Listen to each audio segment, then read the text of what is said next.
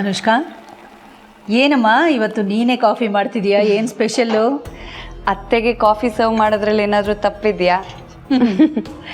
ತಪ್ಪೇನೂ ಇಲ್ಲ. ಅಷ್ಟೊಂದು ಜನ ಕೆಲಸದವ್ರಿರೋವಾಗ ನಿನಗೆ ಯಾಕೆ ಸುಮ್ಮನೆ ಶ್ರಮ ಅಂತ. ಕೆಲವು ಶ್ರಮಗಳು ಅನುಭವಿಸೋದ್ರಲ್ಲೇ ಸುಖ ಇದೆ ಅತ್ತೆ. ನಿಮ್ಮ ಸೇವೆ ಮಾಡ್ಬೇಕನ್ನಿಸ್ತು, ಅದಕ್ಕೆ ಕಾಫಿ ತಂದೆ. ಹಾಗಾದರೆ ಕಾಫಿ ಇವತ್ತು ಸ್ಪೆಷಲ್ಲಾಗಿ ರುಚಿಯಾಗೇ ಇರುತ್ತೆ. ಡೆಫಿನೆಟ್ಲಿ ಅತ್ತೆ.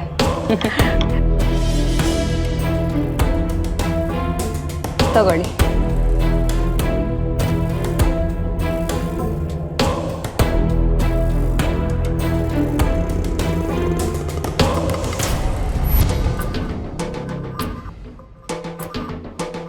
ಆದಿಗೆ ಅವಾರ್ಡ್ ಬಂದಿದೆ, ನಿನಗೇನು ಅನ್ನಿಸ್ತಿದೆ ಅನುಷ್ಕಾ?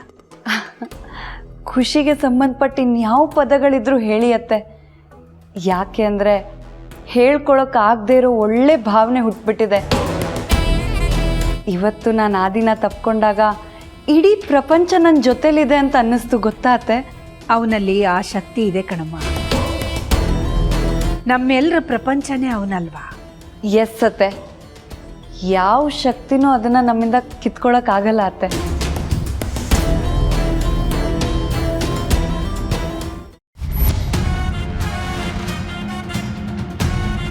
ಅತ್ತೆ, ನಿಮ್ಗೊಂದು ಪ್ರಶ್ನೆ. ಅರಸನ ಕೋಟೆ ಅಖಿಲಾಂಡೇಶ್ವರಿ ಅವರಿಗೆ ಇಷ್ಟು ವರ್ಷದಲ್ಲಿ ಎಷ್ಟೊಂದು ಅವಾರ್ಡ್ಸ್ಗಳು ಬಂದಿದೆ. ಅದನ್ನು ತಗೊಳ್ಳುವಾಗ ನಿಮ್ಗೆ ಹೇಗೆ ಅನ್ಸೋದು ಅತ್ತೆ? ನಾನು ಯಾವ ಅವಾರ್ಡನ್ನು ತಗೊಂಡೇ ಇಲ್ವಲ್ಲಮ್ಮ. ಅಂದರೆ ಪ್ರತಿ ಬಾರಿ ಅವಾರ್ಡ್ ಬಂದಾಗಲೂ ನಾನು ಅವಾರ್ಡ್ ತಗೊಳ್ಳೋದಕ್ಕೆ ಅಂತ ಸ್ಟೇಜ್ ಮೇಲೆ ಹೋಗಲೇ ಇಲ್ಲ. ಅವಾರ್ಡ್ ತಗೊಂಡು ಖುಷಿ ಪಡಲಿಲ್ಲ. ಮತ್ತೆ ಯಾರು ರಿಸೀವ್ ಮಾಡೋರು ಅತ್ತೆ?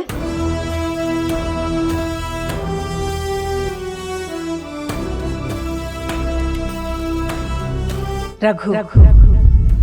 ನನ್ನ ಬದುಕಿನ ಮೊದಲನೇ ಅವಾರ್ಡ್. ಪ್ರತಿ ಸರ್ತಿ ಅವಾರ್ಡ್ ಬಂದಾಗಲೂ ರಘುನೇ ಸ್ಟೇಜ್ ಮೇಲೆ ಹೋಗಿ ಅದನ್ನು ತಗೋಬೇಕು ಅನ್ನೋದು ನನ್ನ ಹಠ, ನನ್ನ ಖುಷಿ. ಅವ್ರು ಅವಾರ್ಡ್ ತಗೋತಾ ಇರಬೇಕಾದ್ರೆ ಅವ್ರ ಮುಖದ ಮೇಲೆ ಮೂಡ್ತಾ ಇದ್ದ ಮಂದಹಾಸ ನೋಡೋದಕ್ಕೆ ನಾನು ಕಾಯ್ತಿರ್ತಿದ್ದೆ. ಈ ಬದುಕಿನ ಸಾಧನೆಯ ಸವಾರಿಗೆ ಬಂಡಿ ಓಡಿಸಿರೋ ಸಾರಥಿ ರಘುನೇ ಅಲ್ವೇನಮ್ಮ. ಅವ್ರ ಖುಷಿ ಮುಂದೆ ನನಗೆ ಯಾವ ಅವಾರ್ಡು ಕಾಣಿಸ್ಲಿಲ್ಲ. ಹ್ಯಾಟ್ಸ್ ಆಫ್ ಅತ್ತೆ, ದಟ್ಸ್ ರಿಯಲಿ ಗ್ರೇಟ್. ಅನುಷ್ಕಾ, ನನಗೊಂದು ಆಸೆ ಇದೆ. ಹೇಳಿ ಅತ್ತೆ. ಆದಿಯಲ್ಲಿ ನೀನು ಈ ಖುಷಿನ ಕಾಣಬೇಕು ಅನ್ನೋದು ನನ್ನ ಆಸೆ. ಪ್ರತಿ ಗೆಲುವಿನಲ್ಲೂ ಆದಿ ಬೆಂತಟ್ಟಬೇಕು, ಸೋಲಲ್ಲಿ ಕೈ ಹಿಡಿಬೇಕು. ಆದಿಗೆ ಸಿಗ್ತಾ ಇರೋದು ಇಟ್ಸ್ ಅ ಪ್ರೆಸ್ಟೀಜಿಯಸ್ ಅವಾರ್ಡ್. ಅವನ ಜೀವನದಲ್ಲಿ ಇದು ಒಂದು ಮರೆಯಲಾರದ ಘಟ್ಟ. ಅವನ ಮನಸ್ಸಿನಲ್ಲಿ ಇದು ಅಚ್ಚಳಿಯದೆ ಉಳಿಯೋ ನೆನಪು.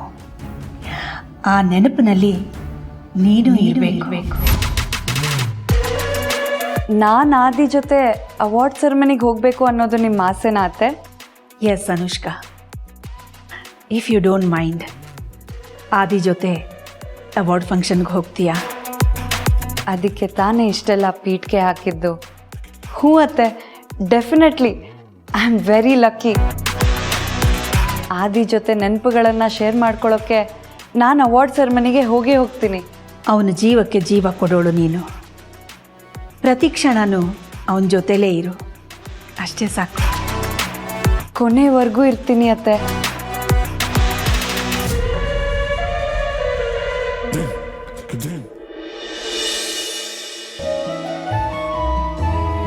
ಯಜಮಾನ್ರೆ, 5 ನಿಮಿಷ ಪಾರ್ವತಿ, ಫ್ರೆಶ್ ಆಗಿ ಬರ್ತೀನಿ.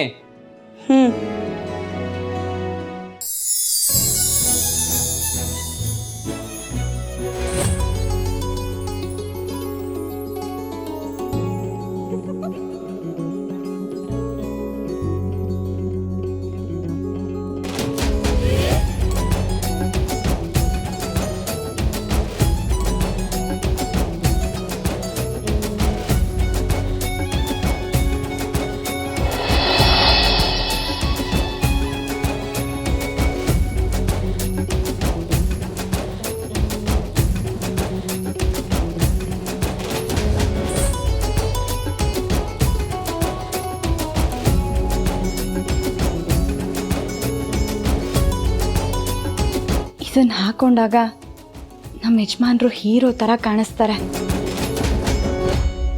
ಅದೇ ನಾನು ಹಾಕೊಂಡ್ರೆ ಅವರೇ ನನ್ನ ತಪ್ಕೊಂಡಾಗಿರುತ್ತೆ.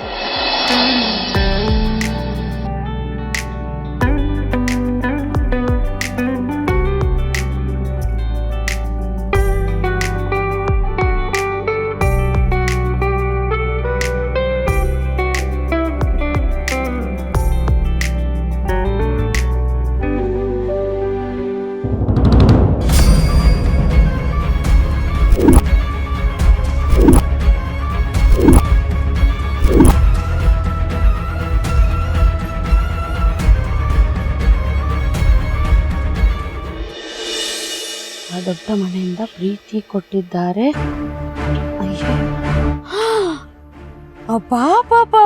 ಪಾಪ ಇತ್ತೀಚಿನ ನ್ಯೂಸ್ ಪೇಪರ್ಗಳಲ್ಲಿ ಉಸಿದ್ದು ಕೆಮ್ಮಿದ್ದನ್ನೂ ನ್ಯೂಸ್ ಮಾಡ್ತಾರೆ.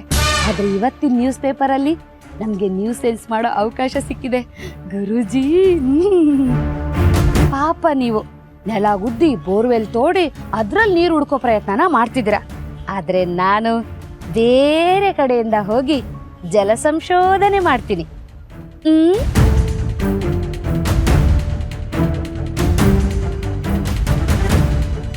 ಹನುಮಂತು, ಹನುಮಂತು, ಮಿಸ್ಟರ್ ಹನುಮಂತು.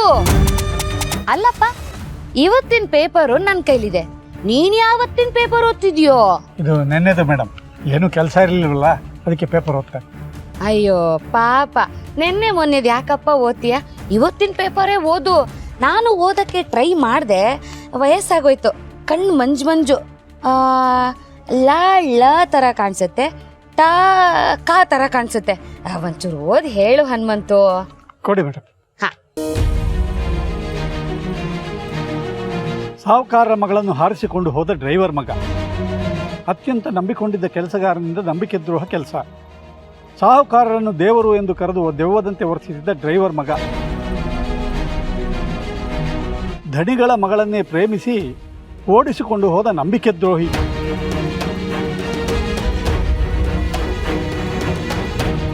ತಾಯಿ ಇಲ್ಲದೆ ಬೆಳೆದ ಬಡ ಹುಡುಗನನ್ನು ತಾಯಿ ಪ್ರೀತಿ ಕೊಟ್ಟು ಮನೆಯೊಳಗೆ ಬಿಟ್ಟುಕೊಂಡು ಸಾಕಿದ ಸಾಹುಕಾರರಿಗೆ ಧೋಕಾ.